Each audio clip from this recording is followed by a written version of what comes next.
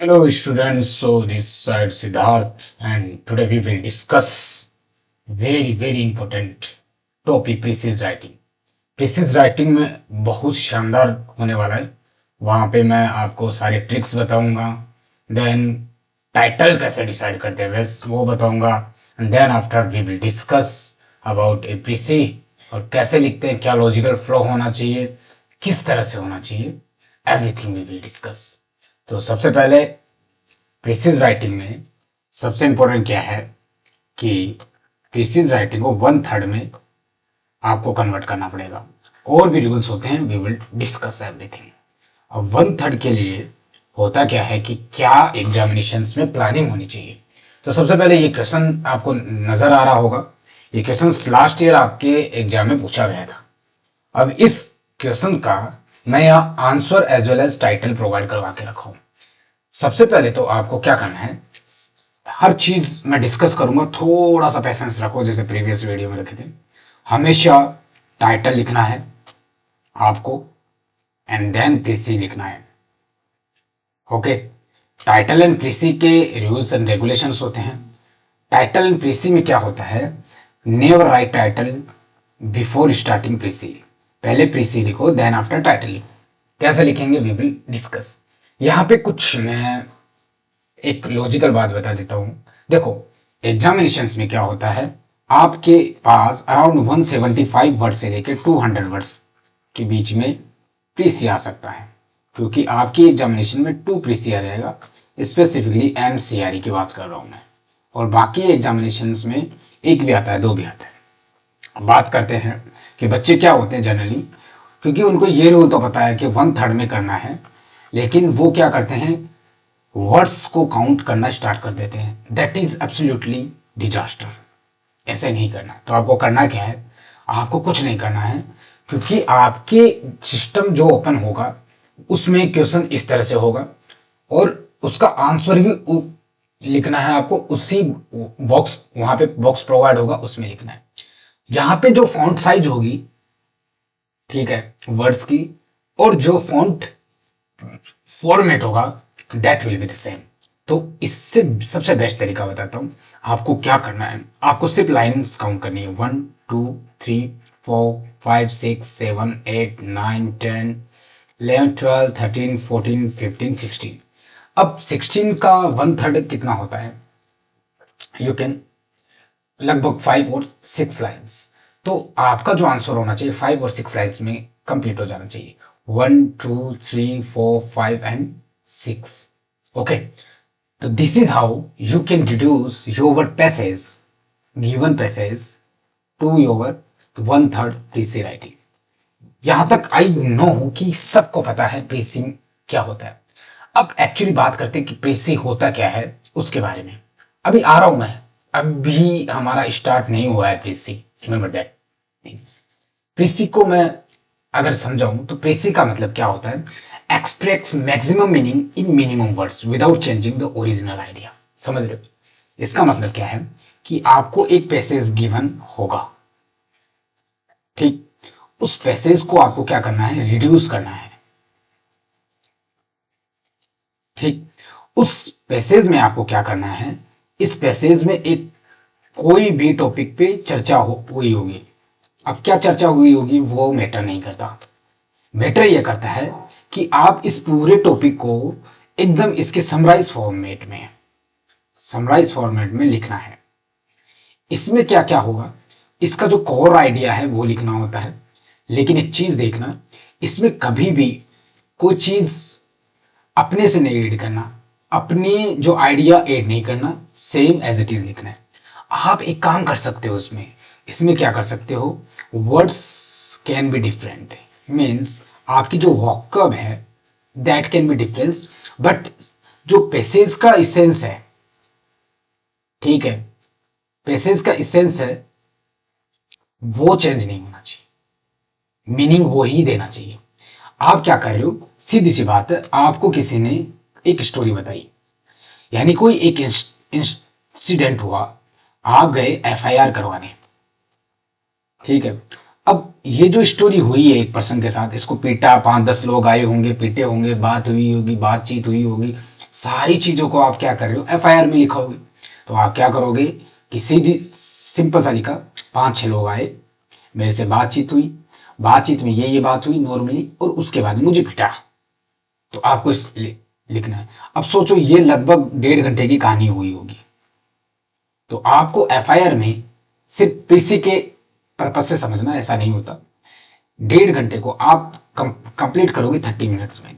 मतलब इस तरह से बता दोगे उनको कि 30 मिनट्स में पूरा इंस्टेंस जो हुआ, इंसिडेंट हुआ, उसको बताना। इसमें क्या हुआ होगा, अब आप कुछ गलत इंफॉर्मेशन नहीं डाल सकते, मतलब खुद से इंफॉर्मेशन नहीं ऐड करोगे, जो हुआ है वो ही लिखोगे। तो मैक्सिमम मीनिंग मतलब 30 मिनट में आपको पूरा 1.5 घंटे का इंस्टेंस और इंसिडेंट कवर करना है।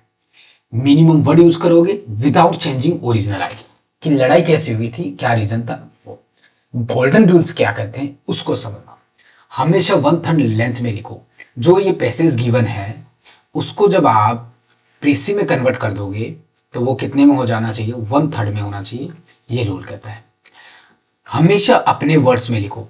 तो वर्ड्स में कैसे लिखोगे, पहले पूरा जस्ट इमेजिन आप जैसे एक न्यूज पढ़े हो और आपका दोस्त खड़ा है कि आज क्या न्यूज आई है, और आपने उस न्यूज को बता दिया। ये 100% श्योर है कि आप एग्जैक्टली उसको पूरी न्यूज नहीं बता सकते हो वर्ड्स टू वर्ड्स। आप अपनी लैंग्वेज में बताओगे कि कुछ नहीं भाई, आज जो स्कीम आई है वो उससे रिलेटेड है, इसमें ये डिस्कशन है, इसमें फीमेल्स को इंक्लूड किया गया है, this one this one this one.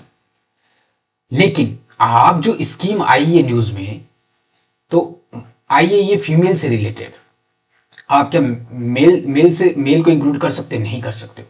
तो जो भी मीनिंग इस पैसेज की निकल रही थी, इस आर्टिकल की निकल रही थी, you are just explaining this to that your friend. हमेशा लॉजिकल फ्लो होना चाहिए, यानी कि आप जो समराइज कर रहे हो 1/3 में कर रहे हो, आप स्कीप नहीं करोगे। जो ये पैसेज का इसेंस था ना, इसको स्कीप नहीं कर सकते। ऐसे नहीं होता कि आप पहली लाइन पहले लिख दिए, देन सेकंड स्किप करके थर्ड के बारे में, सेंटेंस के बारे में लिख दिया, देन सेकंड के बारे में। वो एक लॉजिकल फ्लो नहीं होता। जो आपको पैसेज प्रोवाइड करवाया जाएगा वो ऑलरेडी एक लॉजिकल फ्लो में होगा, and you have to provide the precis in logical flow. कोई भी इंफॉर्मेशन, एक्स्ट्रा इंफॉर्मेशन आप ऐड नहीं करोगे। तो आप कैसे करोगे, देखो सबसे पहले क्या करना है, रीड द पैसेज 2 टाइम्स। कोई भी पैसेज गिवन हो, जैसे ये है, अब आप इसको क्या करोगे, फास्ट फास्ट पढ़ोगे, ठीक है, आपको लगभग समझ आने लगेगा।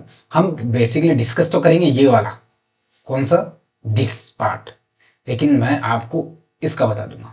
तो सबसे पहले आपको क्या करना है, जनरल आइडिया से कोई पैसेज को पढ़ोगे, फिर कोई भी कीवर्ड्स है उसको अंडरलाइन करोगे, ठीक है। अब वहां पे आपकी सीबीटी टेस्ट हो रही है तो आपको पेन प्रोवाइड करवाया नहीं जाएगा, तो कीवर्ड को कैसे आप करोगे, दिमाग में, इन योर ब्रेन। फिर इस पूरे सेंटेंस का और पैसेज का एक्चुअली 1 लाइन में आप इसेंस निकालोगे कि इसका जो कोर आइडिया है वो किसके चारों तरफ है, ठीक है। अगर आपको ये समझ आ गया ना, तो फिर आप डॉट कनेक्ट कर सकते हो, and then you can write. कैसे लिखेंगे, डोंट वरी, अभी आ रहा हूं मैं पॉइंट पे। पहले ये जो स्टेप्स फॉर्मूला बता रहा हूं उस पर ध्यान दो। अब आपको क्या करना है, ये बहुत इंपॉर्टेंट है। कोई भी एग्जाम्पल गिवन है, ठीक है, जैसे ये आ गया कि India has many populated city like Delhi, ठीक है, लाइक मुंबई, लाइक दरभंगा, ठीक है, लाइक मदुरई। तो ये काफी, मतलब just imagine, for this is just a hypothetical situation. तो आपको क्या करना पड़ेगा, आपको सिर्फ इतना लिखना पड़ेगा, इन इंडिया देर, या फिर लिख सकते हो India has many populated city, that's it. जो एग्जाम्पल गिवन है उनको हटा देना है। ये ऑब्वियस सी बात है कि इंडिया के अंदर दिल्ली, मुंबई, दरभंगा ये सब है, इनको नहीं लिखना है, ठीक है।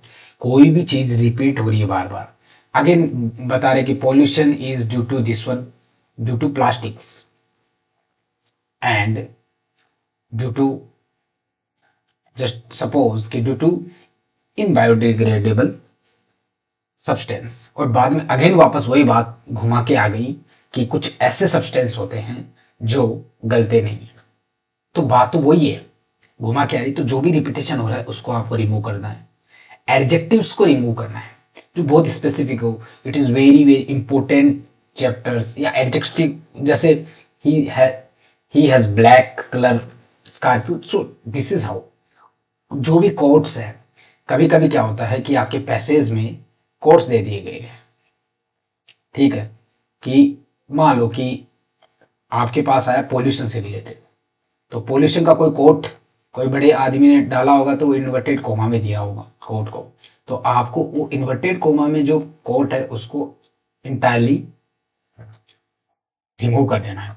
कुछ चीज की डेटा इन डिटेल होती होगी, जैसे दिल्ली आ गया, अब दिल्ली में बता देंगे दिल्ली के पर्टिकुलर एक, just imagine any city, Azadpur है, ओके, आजादपुर में पर्टिकुलर दिस शॉप पे ये रीजन हुआ था, तो समथिंग अगर डिटेलिंग में देके रखा है तो you have to remove it. आपको क्या करना है, आपको पैसेज पढ़ना है और वो इन्फॉर्मेशन किसी दूसरे पर्सन को बताना है 1/3 में, जस्ट इमेजिन। तो आप ये छोटी छोटी डिटेल्स उसमें इंक्लूड नहीं करोगे। रिमेंबर वन थिंग, ऐसी डिटेल को आप स्किप नहीं करोगे जो कि बहुत ज्यादा इंपॉर्टेंट थी, उसको बिना बताए आप पैराग्राफ का इसेंस नहीं समझ पाओगे। क्या नहीं समझ पाओगे? इसेंस नहीं समझ पाओगे, ठीक है। फिर एक कोई भी सिंपल लैंग्वेज यूज करो और कोई भी सुटेबल टाइटल दो। नाउ इंपॉर्टेंट चीज क्या है कि टाइटल है वो हमेशा लास्ट में लिखो। क्यों? क्योंकि आप शुरुआत में टाइटल लिखने की कोशिश करोगे ना, तो जैसे जैसे ध्यान से इस पैसेज को पढ़ोगे, पढ़ने से पूरा पैसेज नहीं समझ आता। जब आप लिखने बैठोगे, सिर्फ 2 टाइम्स रीडिंग से आपको अबाउट 75% पैसेज समझ आएगा। देन जब आप लिखना स्टार्ट करोगे तो आपको कुछ डिटेलिंग वर्ड्स नजर आएंगे, उससे पता चलेगा वो पैसेज का थोड़ा थोड़ा आइडिया चेंज होता रहेगा, ठीक है। तो आपको क्या कर, तो फिर क्या होता है, फिर आप वो पहले टाइटल जो आपने सोचने में टाइम लगाया था वापस आप सोचने में टाइम लगाओगे। सो टाइटल हमेशा लास्ट में लिखो, ठीक है। टाइटल ट्रिक्स क्या होती है उसके बारे में बताता हूँ। टाइटल हमेशा आप अपने आप से आंसर करो कि ये किसके बारे में दिया गया, अबाउट व्हाट, किसके बारे में, एंड व्हाट अबाउट इट, और इसके बारे में क्या है। मतलब जो भी चीज है, यानी पोल्यूशन पे बात हो रही है, जस्ट इमेजिन, और पोल्यूशन में इसके फायदे बता रहे हैं, नुकसान बता रहे हैं, या कोई रेमेडीज बता रहे हैं, तो इन दोनों का कॉम्बिनेशन। पोल्यूशन पे बात हो रही है और इसके बारे में भी क्या बता रहे हैं, ये प्रॉब्लम, इसकी प्रॉब्लम्स की बात कर रहे हैं पॉल्यूशंस की, या रेमेडीज की बात कर रहे हैं, या फिर सिर्फ पॉल्यूशंस के बारे में इंफॉर्मेशन या डेटा अवेलेबल करवा रहे हैं। तो सबसे पहले आपको पता करना चाहिए कि पॉल्यूशंस है, लेकिन इसके बारे में क्या। इन दोनों के कॉम्बिनेशन से टाइटल बनता है। टाइटल सिंगल कभी भी नहीं बनेगा, remember this thing, that is very important for you. Title single word या सिंगल कोर आइडिया से कभी नहीं बनता। पहले आप पूरे पैराग्राफ में किसकी बात हो रही है और उसके बारे में क्या बात हो रही है, पॉजिटिव वे में हो रही है, नेगेटिव वे में हो रही है, ठीक है।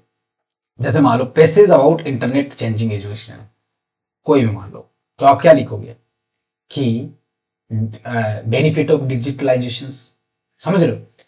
तो उसके बाद लिए मैं आपको कुछ मोस्ट कॉमन प्रीसी टाइटल प्रोवाइड करवा रहा हूं। तो आप हमेशा, ये एक सेफ है, ये न्यूट्रल है और एग्जाम फ्रेंडली टाइटल्स है। मैं ये क्यों प्रोवाइड करवा रहा हूँ, कभी कभी क्या होता है आप प्रीसी लिखोगे, प्रीसी में क्या होता है आपने प्रीसी तो बना लिया, लेकिन टाइटल की कैसे स्टार्ट करें, टाइटल में क्या लिखे, एक्चुअली क्या वर्डिंग्स होनी चाहिए, उसमें आप कंफ्यूज हो जाते हो, राइट। तो आप हमेशा लिख सकते हो, अगर किसी चीज का आपको इंपोर्टेंस पता चल रहा है तो आप लिखो importance of technology, impact of AI, role of artificial intelligence, advantage and disadvantage of, हम मान लो कि कोई भी चीज है, मॉडर्न एजुकेशन, मॉडर्न एजुकेशन है, तो मॉडर्न एजुकेशन के कुछ, या फिर ऑनलाइन एजुकेशन है, ऑनलाइन एजुकेशन के बेनिफिट भी है तो डिसएडवांटेज भी है। कैसे? जैसे मान लो वो सोशल गैदरिंग नहीं होती उनकी, किसी चीज में आप मेरिट्स एंड डिमेरिट्स यूज करते हैं, effects of, significance of, need for, value for, changing scenario, problems and solutions, growth and challenge, a boon और बेर, ये बहुत इंपॉर्टेंट है, ये बार बार आता है, काफी टॉपिक्स में ये यूज हो सकते हो। ए बून और बेर, साइंस इज ए बून और science is a ban, A mixed blessing. मतलब कुछ मान लो कि आपको साइंस मिल गई, या फिर मान लो कि व्हीकल मिल गए, ठीक है।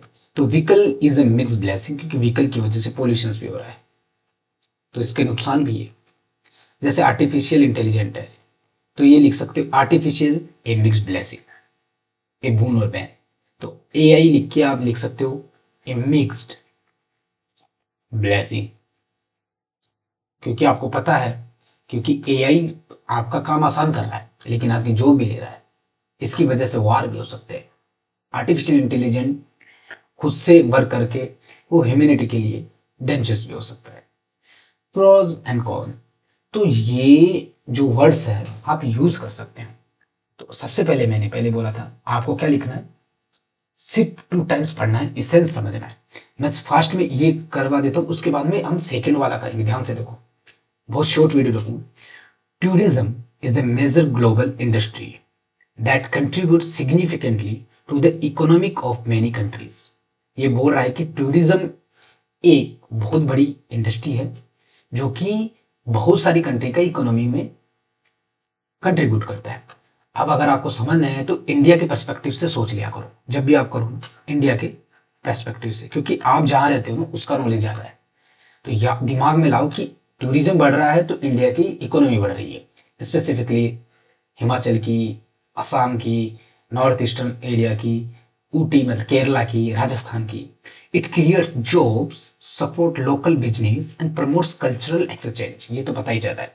टूरिज्म जाने, अब वापस सोचो, कोई एक स्टेट ले लो, जैसे जस्ट इमेजिन राजस्थान। तो राजस्थान में इसकी वजह से जॉब्स हो रही है, like Jaisalmer, supports local businesses like Jodhpur में, and promotes cultural exchange. Rajasthan की चीजें लोग बाहर पहन के जाएंगे।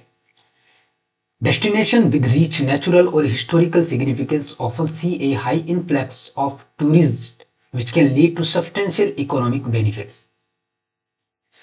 ये बोल रहे हैं कि जो डेस्टिनेशंस विद रिच नेचुरल और हिस्टोरिकल सिग्निफिकेंस होते हैं ना, जैसे नेचुरल में आपका केरला हो गया, और हिस्टोरिकल सिग्निफिकेंस में लाइक राजस्थान, तो वो ज्यादा अट्रैक्ट करता है, उस वजह से इकोनॉमिकल बेनिफिट्स होते हैं। The economic impact of tourism extend beyond the immediate area of accommodation and hospitality. जो हम क्या करते हैं कि अकोमोडेशन हॉस्पिटलिटी से भी ज्यादा है टूरिज्म का फायदा। It influence various sector including retail, transportation, even agriculture as demand of local product increases. अगर कोई इंसान जैसलमेर जाएगा, या फिर जस्ट सपोज राजस्थान के जयपुर जाएगा, तो वो विंटेज चीजें खरीदेगा वहां पे, ऑब्वियसली बात है। वहां का ट्रांसपोर्टेशन सिस्टम बढ़ेगा, इवन वहां की एग्रीकल्चर डिमांड लाइक वहां का मिलेट्स वगैरह ये यूज करेगा। How ever tourism also possess several challenges. अब आपको ये समझ आ चुका है यहां तक कि किसके चारों तरफ घूम रहा है, टूरिज्म के चारों तरफ घूम रहा है, ये कोर आइडिया है। और अभी तक टूरिज्म की क्या हो रही थी, बेनिफिट्स या एडवांटेज की बात हो रही थी। अब मैं बताऊंगा आपको कैसे लिखना, कैसे पहले आपको कोर आइडिया लेना है। इतना टाइम नहीं लगेगा, मैं समझा रहा हूं इसलिए टाइम लग रहा है, गेटिंग माय पॉइंट।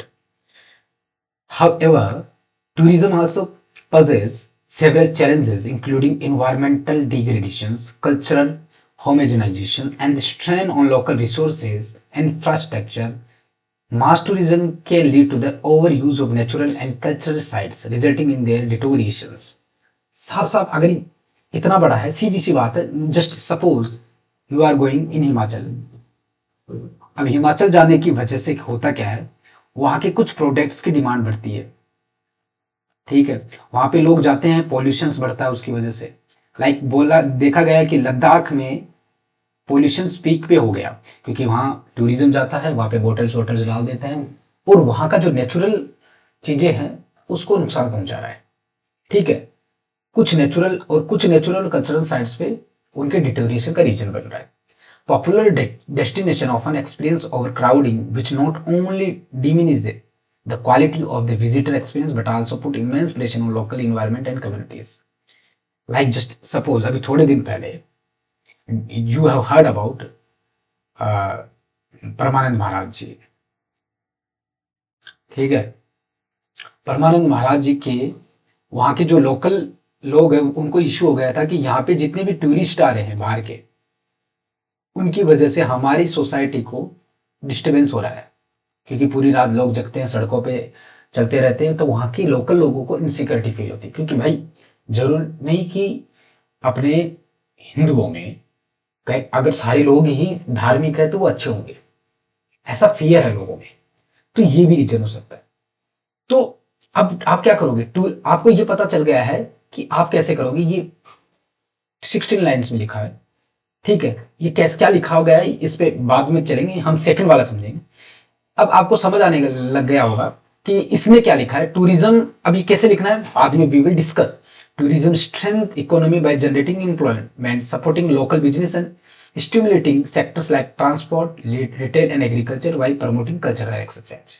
अब देखो, आप एक चीज देखो, यहां से स्टार्ट किया इसने, ठीक है, और हाई इन्फ्लेक्सेस कल्चरल एक्सचेंज तक, यहां तक पूरी चीजों को कर दिया, जॉब सपोर्ट्स लोकल, और इसमें ये भी इंक्लूड कर दिया कि ये सिर्फ retail, transportation and even agriculture को भी इंक्लूड कर दिया। हाउएवर अब इसके डिसएडवांटेज की बात करना है। Mass tourism lead to environment damage, cultural uniformity, overcrowding and heavy pressure on local resource, causing deterioration of heritage sites and visitor satisfaction। बस दो में खत्म कर दिया और 6 लाइन हो गई। अब बात करते हैं कि कैसे, ये तो लिखा हुआ था इसलिए आपने पढ़ा दिया। अब देखो, ये आपके उसके बारे में, किसके बारे में, आपके टाइटल्स के बारे में, कि कोई भी पैसेज है टूरिज्म पे तो आप क्या क्या लिख सकते हो। इंपोर्टेंस ऑफ टूरिज्म, अगर आपको सिर्फ इंपोर्टेंस की बात करनी है, टूरिज्म एक mixed blazing, merits and demerits of tourism, और जो ऊपर वाला है उसका ये भी हो सकता है merits and demerits of tourism, क्योंकि उसमें एडवांटेज एंड डिसएडवांटेज की बात हुई है, तो इसके बाहर तो कोई आ ही नहीं सकता। टूरिज्म से क्या इंपैक्ट हो रहा है, ठीक है, जो मैंने यहां बताए थे उसमें। मान लो कोई टेक्नोलॉजी पे आ गई, तो क्या क्या टाइटल ऑप्शन हो सकते हैं। Impact of technology, you will write this, impact of technology. Role of technology in modern life, वो भी लिखा। टेक्नोलॉजी बून और बैन, मैंने पहले बोला था, इसके बाहर तो कोई नहीं जाएगा। ऐसे ही एजुकेशन की बात करते हैं, importance of education, value of education, need of education.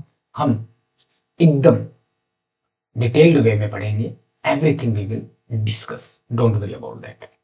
अब एज ए स्टूडेंट्स मैं आपको बताऊंगा कि कैसे लिखना है। अब से आपका एक्चुअल पीसी स्टार्ट हुआ है, तो सबसे पहले आपको क्या करना है, 2 टाइम्स पढ़ लेना है, ठीक है। उसके बाद में आपको ब्लॉक्स करना है। ब्लॉक्स इन द सेंस, देखो मैं किस तरह से सोचता हूं, आप किस तरह से सोचोगे, then after we will write. The rapid expansions of digital technology has transformed human life in ways that were unimaginable a few decades ago। हम मैं क्या सोचता हूँ, ये एक इंट्रोडक्शन है। मेन आइडिया आपको क्या पता चल रहा है कि जो डिजिटल टेक्नोलॉजी में रैपिड एक्सपेंशन हो रहा है ना, वो इंसान के जीवन को पूरी तरीके से इस तरह से चेंज कर दिया है कि जो इमेजिनेबल नहीं है। यानी इसका मेन आइडिया इस ब्लॉग का क्या है कि मैं लिख सकता हूं डिजिटल जो टेक्नोलॉजी है चेंज्ड लाइफ, सीधी सी बात है, इतना सही है। अब क्या क्या आपको डिलीट करना होगा इसमें, ये जो रैपिड एक्सपेंशन ये कोई काम का नहीं है। इनवेज ऑफ एन इमेजिनेबल फालतू का एडजेक्टिव्स है।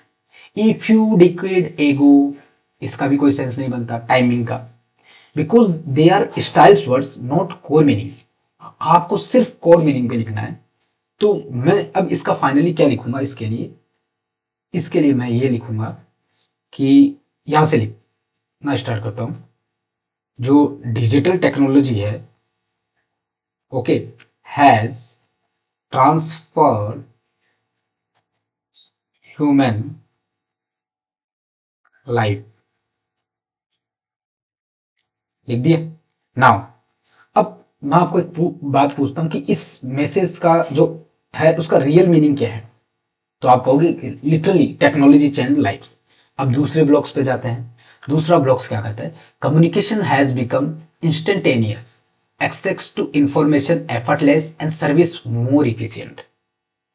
जो कम्युनिकेशन है वो काफी फास्ट हो गया है, और जो एक्सेस ऑफ इंफॉर्मेशन है वो एफर्टलेस हो गया है, एंड सर्विस मोर इफिशियंट। तो अब आप क्या कर रहे हो कि बेनिफिट्स की लिस्ट बना रहे हो। तो इसको वन कंपैक्ट लाइन में कैसे लिखोगे? कीवर्ड्स पकड़ो पहले कि कीवर्ड्स क्या है। कम्युनिकेशन क्या हो गया है? फास्ट हो गया है, इंस्टेंटेनियस की जगह फास्ट। इंफॉर्मेशन क्या हो गई है? इजी हो गई है। सर्विस क्या हो गई है? इफिशियंट हो गई है। तो मैं क्या लिखूंगा? It has made communication faster, ठीक है, एंड सर्विस इफिशियंट। तो मैं यहां पे लिख दूंगा it has made, her line का मैं अलग अलग उसमें लिख देता हूं। It has made communication faster and service efficient. हो गया, मतलब many points in one line. Getting my point? Now the next block, online education, telemedicine and digital banking. Online education क्या है? ऑनलाइन दी जाती है। टेलीमेडिसिन ऐसी मेडिसिन जो online दी जाती है, जैसे कंसल्टेशन। डिजिटल बैंकिंग भी ऑनलाइन होती है। Have increased convenience and broadened opportunities, जो काफी अवसरों को ब्रॉड कर चुका है, बढ़ा चुका है। Particularly for people living in remote areas, जो रिमोट एरियाज में रहते हैं उनके लिए। तो मैं क्या सोचूंगा कि एग्जाम्पल गिवन है, एग्जाम्पल ही गिवन है ना, किस किस का एग्जाम्पल गिवन है, ध्यान से देखो। ऑनलाइन एजुकेशन का, टेलीमेडिसिन का और डिजिटल बैंकिंग का, ठीक है। हम कभी भी एग्जाम्पल्स नहीं लिखेंगे, किसका? ऑनलाइन एजुकेशन टेलीमेडिसिन का। तो रियल मीनिंग क्या है कि अपॉर्चुनिटी बढ़ गई है, तो वो किसके लिए हेल्पफुल रहेगा? रिमोट एरियाज के लिए हेल्पफुल रहेगा। तो मैं क्या लिखूंगा कि ये एक्सपेंड कर दिया किसको? अपॉर्चुनिटीज को। तो मैं I will write it has expanded opportunities,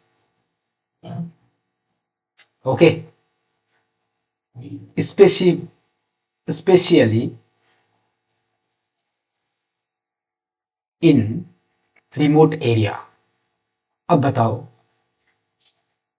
essence तो वही है ना पैराग्राफ का। मैंने क्या किया है? एग्जांपल्स को रिमूव कर दिया है, ठीक है। Delete examples, keep the result, that's it. मतलब रिजल्ट्स क्या हुआ है?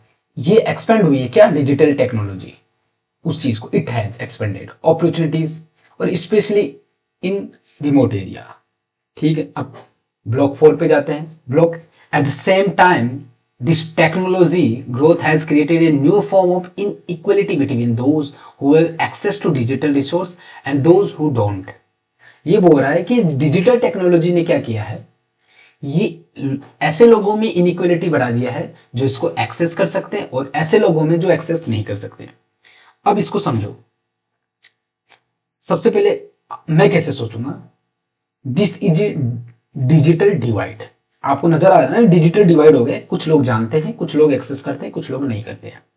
तो क्या लिखोगे आप इसको? एकदम प्रीसी वर्जन में क्या लिखोगे?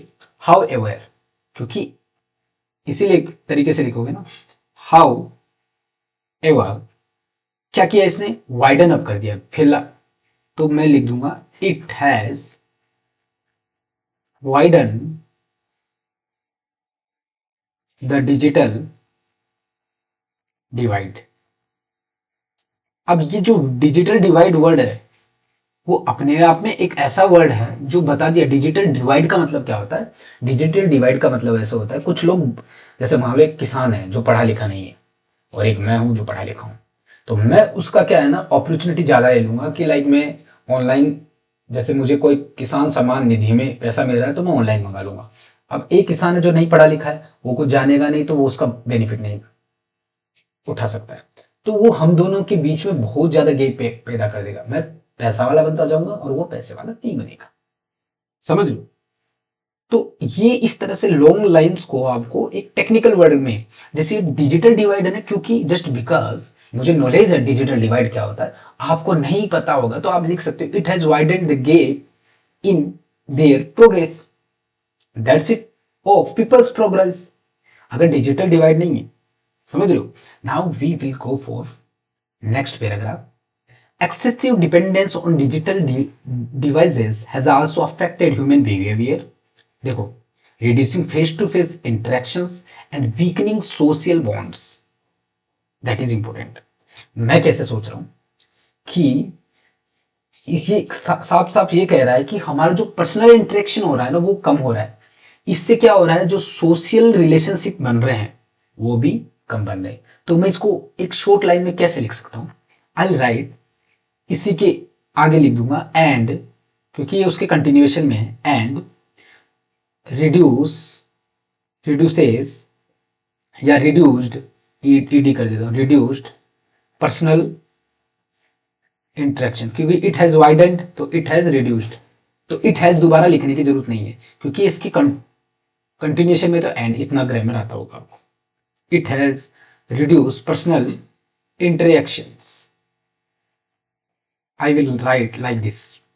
बस मतलब इतनी 1.5 लाइन का या 2.5 लाइन का मैंने एक लाइन में लिख दिया।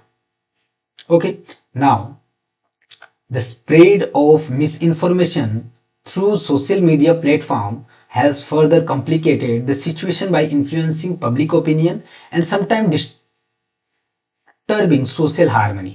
ये बोल रहा है कि जो मिस इन्फॉर्मेशन की सोशल मीडिया के थ्रू मिस इन्फॉर्मेशन है वो सिचुएशन या पब्लिक ओपिनियन को काफी कॉम्प्लिकेटेड कर दिया है और इन्फ्लुएंस कर देता है, जिससे हमारी सोशल हार्मनी ब्रेक हो जाती है। तो मैं इसके 2 पार्ट्स में सोचूंगा कि एक्चुअली क्या हो रहा है, कि इसमें किस चीज पे इफेक्ट डाला गया है, मिस इन्फॉर्मेशन। और मिस इन्फॉर्मेशन क्या है अपनी सोसाइटी के लिए, डेंजर्स।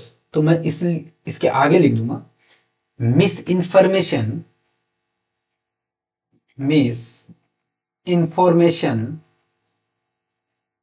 Is dangers. अब मैं चाहे ऐसे लिख दूं मिस इन्फॉर्मेशन इज डेंजरस, या फिर ये बढ़ा चढ़ा के बोल दूं कि जो मिस इन्फॉर्मेशन जैसे जैसे फैलती है तो वो लोगों के ओपिनियन को इन्फ्लुएंस कर देती है और सोशल हार्मनी खराब हो जाती है, तो वो तो डेंजरस ही है ना, समझ रहे हो ना। तो आपको इस तरह से भी लिख सकते हो, अगर आप इतने शॉर्ट्स में भी नहीं लिखना चाहे तो आप लिख सकते हो मिस इन्फॉर्मेशन, यहाँ पे ये लिख देना थ्रू सोशल मीडिया, एरिया बता दो कि सोशल मीडिया थ्रेटन सोसाइटी, ये भी लिख सकते हो इस डेंजर्स के जगह पे थ्रेटन सोसाइटी। तो ये भी लगभग 1/3 पार्ट में है। Getting my point now. Moreover, concerns regarding data privacy and cybercrime continue to rise as personal information is increasingly stored and shared online। इसके अलावा जो कंसर्न है वो डेटा प्राइवेसी का है और साइबर क्राइम का है, जो कि पर्सनल इंफॉर्मेशन जैसे जैसे इंक्रीज हो रही है और जैसे जैसे स्टोर हो रही है और ऑनलाइन शेयर की जा रही है। तो अब ये दोनों पॉइंट्स कंबाइन है। कंबाइन क्या है, सबसे पहले एक तो इसमें जो इंफेसिस डाला गया है वो है डेटा प्राइवेसी का, ओके। दूसरा साइबर क्राइम की बात हो रही है, साइबर क्राइम की। जरूरी नहीं कि डेटा प्राइवेसी और cyber crime are both are different. Cyber crime में तो धोखाधड़ी हो रही है और data privacy is the different thing, कि वो बेचा जा रहा है जस्ट। तो आगे ये भी लिख सकते हो कि जो डेटा प्राइवेसी है वो तो, जो डेटा प्राइवेसी थी वो तो आपकी क्या हो रही है, थ्रेट हो रही है, थ्रेट्स। एंड जो साइबर क्राइम है, that is cyber crime are क्या हो रहा है, बढ़ रहा है, तो increasing. You are writing in your language, just I am telling you how to write block by blocks। While technology has undoubtedly contributed to economic development and global connectivity, it has also introduced psychological stress, job displacement due to automations and the risk of cultural homogenizations। ये बोल रहा है कि हमें पता है कि technology हमारे इकोनॉमिक डेवलपमेंट में अनडाउटली कंट्रीब्यूट की है एंड ग्लोबल कनेक्टिविटी बढ़ाई है, लेकिन इसने साइकोलॉजिकल स्ट्रेस डाला है, जैसे जॉब डिस्प्लेसमेंट इसकी वजह से हो रहा है, क्योंकि ऑटोमेशन आया, ऑटोमेशन की वजह से मशीनाइजेशन हुआ है और होमोजेनाइजेशन हुआ है। तो मेरे इस स्टेटमेंट के 2 साइड्स है। एक तो पहले वाले में देखो, यहीं पे इसी स्टेटमेंट की बात कर लेते हैं। इसके 2 साइड्स है। वो 2 साइड्स क्या थे, एक में बोल रहा है कि इकोनॉमिक ग्रोथ हुई है, ओके, दूसरे में जॉबलेस हुआ है लोग और स्ट्रेस बढ़ा है। तो मैं कैसे लिखूंगा? सिर्फ मैं कोर पॉइंट्स को पढ़ता हूँ, कोर पॉइंट्स को अपनी लैंग्वेज में लिखता हूँ। अब किसके द्वारा हुआ है? ऑब्वियस सी बात है, टेक्नोलॉजी के द्वारा। तो मैं लिखूंगा थ्रू इट।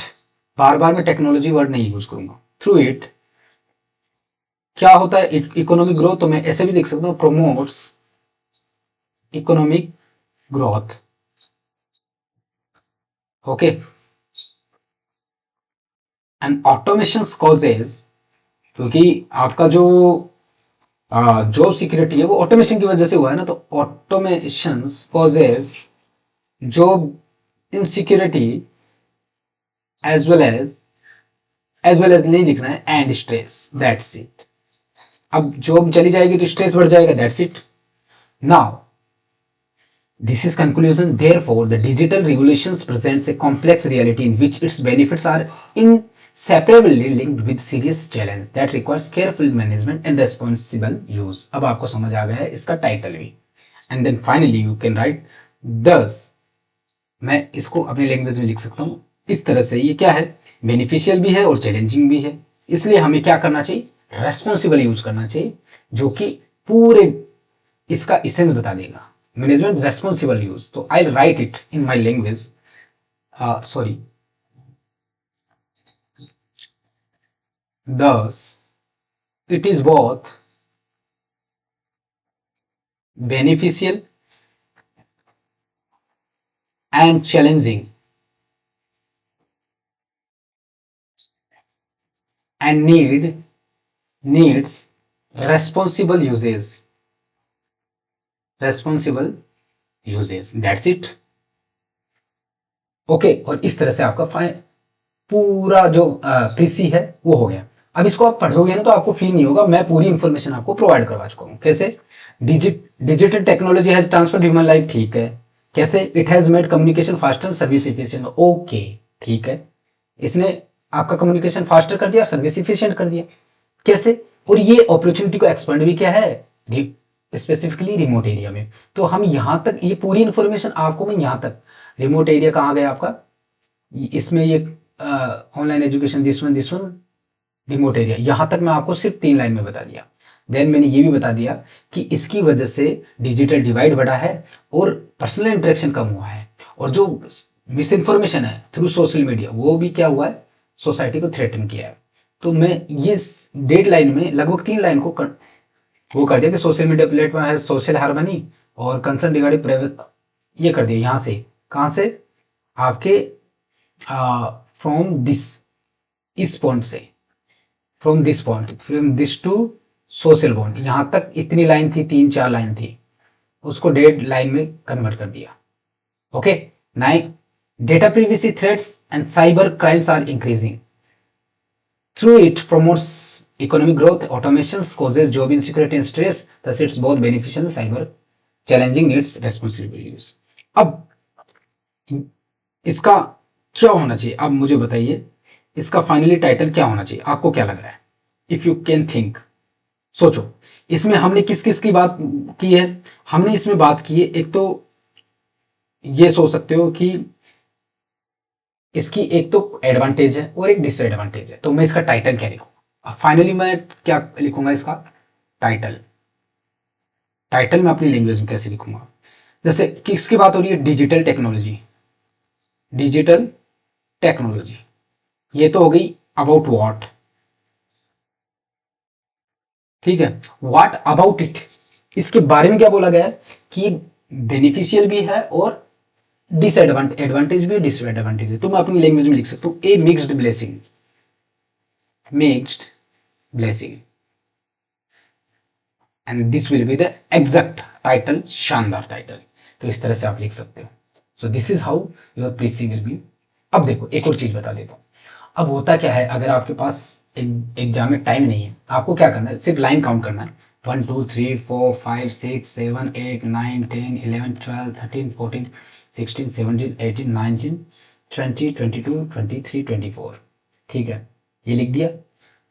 उसके बाद में आपको क्या करना है, ये जो लिखोगे ना, तो 24 के और 6 लाइन में आ जाना चाहिए, क्योंकि इसमें मैंने हैंड राइटिंग से लिखा है। अगर मैं लिखता तो ये 6 लाइन में कंप्लीट हो जाता है।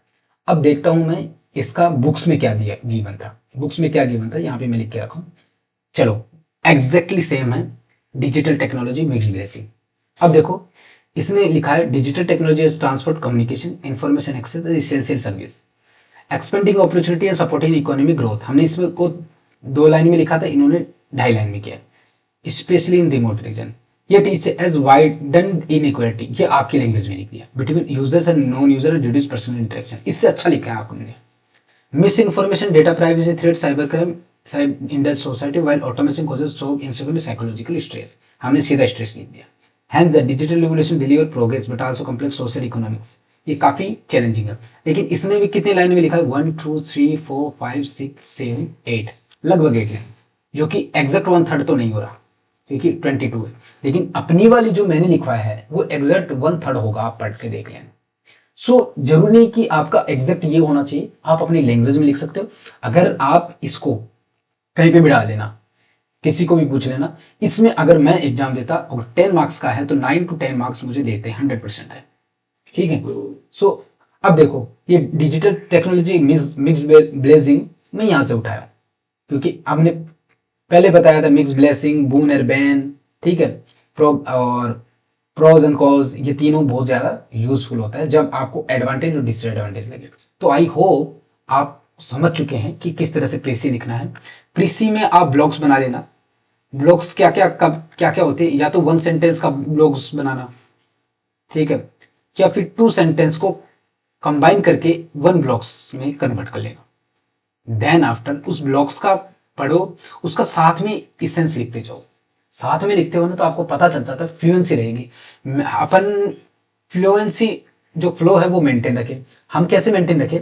सबसे पहले हमने डिजिटल टेक्नोलॉजी को इंट्रोड्यूस कर लिया, फिर हम बताएंगे इसके फायदे, फिर ये इसका फायदा किस तरह से होता है कि रिमोट एरिया तक जाएगा, फिर इसके हम बताएंगे कि एक चीज जो बीच में दो दो चीजों को, दो फ्लो को, ये यहां तक एडवांटेज था, यहाँ पे डिसएडवांटेज है, इन दोनों को कनेक्टिविटी के साथ में फ्लो कर दिया कि how it has widen the digital divide, कैसे, एंड रीड, और फिर यहाँ से एडवांटेज अपनी स्टार्ट कर दिया। और फाइनली हमने यहाँ पे बता दिया कि रेस्पॉन्सिबल यूज करना, ये क्योंकि बेनिफिशियल भी है, चैलेंजिंग भी है, एंड नीड्स रेस्पॉन्सिबल यूज।